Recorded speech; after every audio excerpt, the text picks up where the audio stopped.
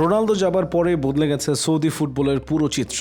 Benzema, Sadio মানের মতো বড় বড় তারকাদের পর এবার যোগ হলেন ফুটবলের সেন্সেশন নেইমার। সাথে সাথে ঝাঁকে ঝাঁকে ব্রাজিলিয়ান খেলোয়াড় এসে যোগ দিচ্ছেন সৌদিতে। যোগ দিয়েছেন মরক্কোর আলোচিত গোলকিপার বুনো। রোনালদো, বেনজেমাদের সৌদি গমন সবাই সহজে মেনে নিলেও নেইমারের সৌদি গমন খুব সহজেই সবাই মেনে নিতে পারছেন না। এর কারণ হলো বয়স এখনও তরুণ এই খেলোয়াড়ের ইউরোপে দেওয়ার মতো এখনো অনেক কিছু আছে।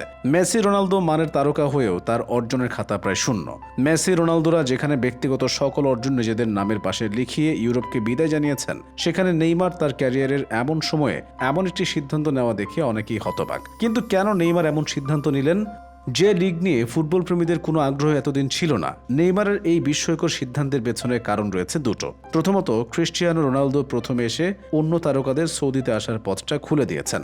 সেই রাস্তা ধরেই আরও অনেকের মতোই তিনিও এসেছেন। দ্বিতীয় কারণ, সৌদি প্রো লিগে ব্রাজিলিয়ান খেলোয়াড়দের ছড়াছড়ি।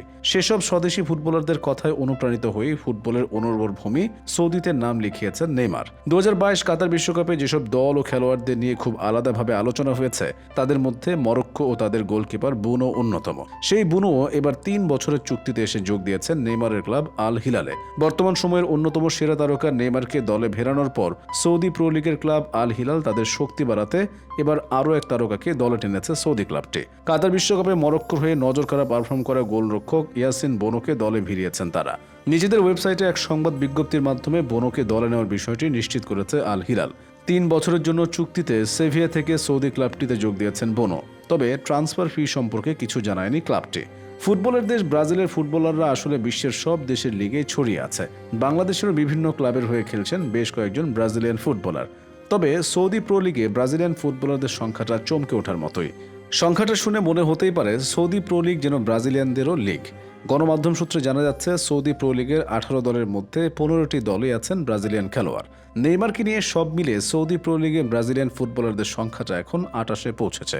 ভাবা যায়, সেই 28 জনের মধ্যে আছেন Neymar, Roberto Firmino, Malcom, Fabinho, Alex তেলেসের মতো নামী তারকাও।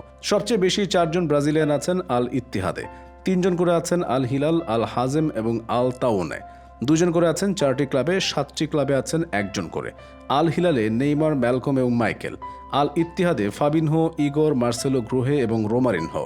আল হাজেমে পাওলো রিকার্ডো, ভিনা এবং ব্রুনো বিয়ানা। আল তাউনে ফ্লাভিও মেদেরেস, মাইলসন এবং ম্যাথিউস। ক্রিস্টিয়ানো রোনালদোর আল নাসরে আছেন অ্যালেক্স তেলেস এবং তালিস্কা।